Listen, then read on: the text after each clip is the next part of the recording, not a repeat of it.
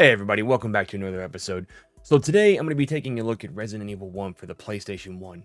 Now a lot of fans of the series have started with the more recent games, the more modern games, the remakes and the sequels, Resident Evil 2, 3, Village, Resident Evil 7. But I'm going to take a look back at the first game that ever released for the PlayStation 1, see if it still holds up as one of the scariest PS1 games today, and if it's still one of the cheesiest games of today, and why you should consider playing that again today or playing it for the first time if you've not. So let's go ahead and get into it.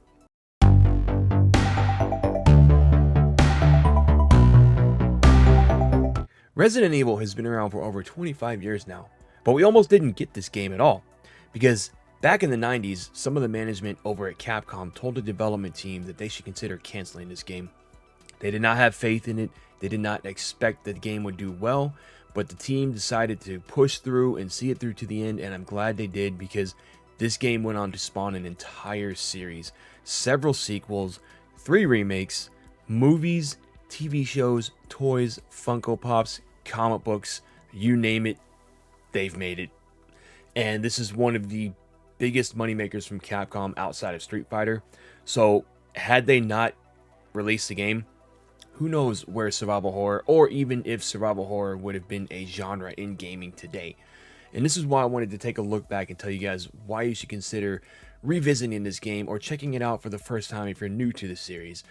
I know that the gameplay back then wasn't the best, but it's all we had, and it's good to see how the game evolved from that into what we have now with Resident Evil Village. So let's go ahead and take a little bit of time to talk about the gameplay first.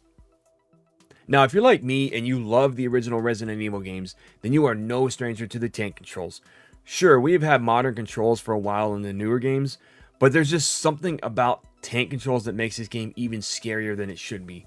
The idea of not knowing what is around every corner and hoping for a save room, but being greeted by 3 zombies and a dog that can kill you in a matter of seconds. Now, I know the controls are a bit dated and they're not the same as they are now, but they are making a comeback in newer indie titles, such as Tormented Souls, and just playing through that game gave me the urge to go back and revisit the older Resident Evils. But not only that, also Silent Hill and Eternal Darkness take inspiration in this game as well for Tormented Souls. And I just think it's awesome that developers are bringing back the control setup. I believe Daymare in 1998 had a mode, they may have not released it, but they were talking about having a mode where you could play with modern controls or an entire fixed camera angle mode, which is supposed to be like Resident Evil 2, and I thought that was so cool that they did that. But if you are going to jump into this game as a new player, just know that there is a little bit of a learning curve for the tank controls and the fixed camera angles. Yes, you can master them, but they do take a little bit of getting used to, and I know I died a lot when I first played this game, but once you get used to it, it's easy to figure out which way to go, which way is up, which way is down, which way is left, which way is right. And I just think that it's good to play this game to see how far the controls have evolved from this to Resident Evil Village as we know it today. But with that being said, let's talk a little bit about the story and see how that fits into this whole thing. Not only was this the first Resident Evil ever released, it was also the first game to feature 2 of our favorite heroes, Chris Redfield and Jill Valentine. And with the recent release of Resident Evil 3 Remake and Resident Evil Village, the popularity of both of those characters is just getting higher and higher. And I feel that new fans of the series, or new players of the series, could definitely go back and check out this game and see how they started and how they went from being just regular cops to fighting monsters and bioweapons, or in the case of Albert Wesker, becoming the bioweapon himself.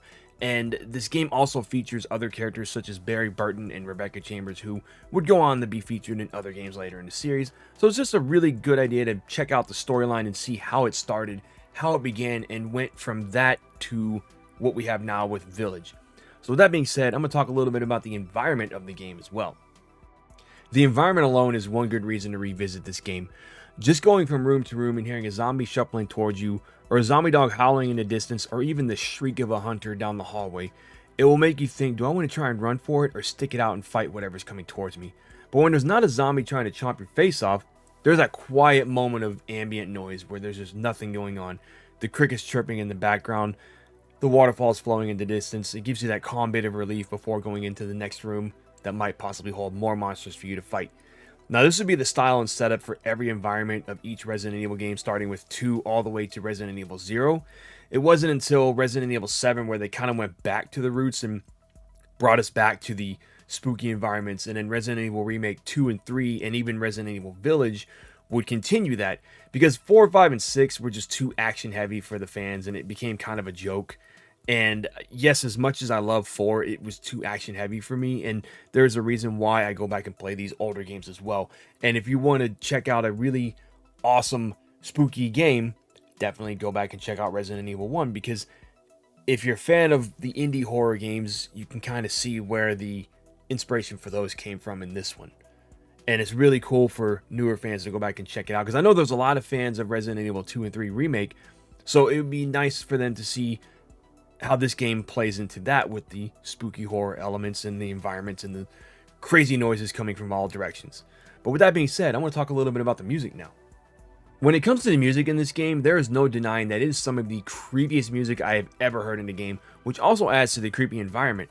Whether it's the mansion basement, the Neptune shark tank, or the second floor of the mansion, you know that hearing those tracks is going to get your heart pumping, and you'll be bolting for that save room for that sigh of relief and the save room music. Oh boy, the save room music is a staple in Resident Evil and has been ever since the first game.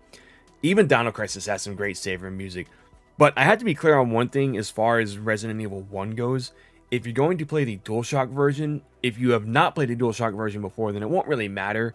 But if you have played Resident Evil 1 before and you want to revisit it, just know that the DualShock version does not share the same soundtrack as the original release. So you have the Resident Evil Long Box, which is the original release, the Resident Evil Director's Cut non-DualShock, and then Resident Evil Deadly Silence for the DS. All feature the same soundtrack that was there upon release. The DualShock version does not share that same one. And again, if you're going to play the DualShock and you don't care, by all means go ahead. You can find that one on the PlayStation Network. But if you want to get the original version, it's a little harder to come by because it's, retro collecting has become kind of a mess, but it's harder to come by that original version as well. So if you find it out in the wild, definitely buy it. But with that being said, let's talk about the inspirations this game has had on this horror game genre as we know it today. What games this inspired throughout the years. Now, another reason why you should definitely revisit this game is because of the inspiration it has had on the survival horror genre. It has inspired games such as Silent Hill, Onimusha, Dino Crisis, Eternal Darkness, and even Alone in the Dark was inspired by Resident Evil. Yes, I know that Alone in the Dark was first, but New Nightmare took inspiration from the scariness of Resident Evil and put it into that game. Same camera style and everything, but there are some games that were inspired by Resident Evil that were not so good, but you should definitely still check them out. Those were Evil Dead, Hail to the King on the PS1 and Sega Dreamcast, Countdown Vampires on the PS1, and Covert Ops Nuclear Dawn on the PS1. That last one is not a survival horror game, but it does have the same camera angles as Resident Evil. The only thing about Silent Hill, Dino Crisis, Onimusha, and Eternal Darkness that's different from all of these is that the camera pans with your character, and you can move and shoot in those games as well. Resident Evil would not get the camera panning with your characters until Code Veronica, and they would not get the moving and shooting until Revelations 1 on the DS and then Revelations 2. And basically every game after Revelations came out gave you the ability to move and shoot. I am sorry, Resident Evil 6, I believe, was the first one that gave you the ability to move and shoot. But Revelations came out around the same time, so it's kind of hard to say which one did it first. But those are the games that were inspired by Resident Evil. And if you're a fan of all those series, why not go back and check out the game that basically started it all? Again, I know it was Alone in the Dark, but Resident Evil took off more than Alone in the Dark did. So definitely check out this game. If you do enjoy Resident Evil, check it out. If you enjoy Silent Hill, check it out. If you enjoy Dino Crisis, check it out. All of those games were heavily inspired by this one game right here. And those are the reasons as to why I think you should revisit the original Resident Evil game. But what is your favorite Resident Evil game? Let me know down in the comments below. I would love to discuss it with you guys. I really hope you enjoyed this short little video, and I look forward to making more of these in the future. If any of you have any games you would like for me to cover in future episodes, please let me know down in the comments below. As long as I have the game, I will be able to cover it, no problem. If not, it might be a little bit harder, but again, any and all recommendations are welcome. As always, guys, thank you for watching, and I will see you on the next episode.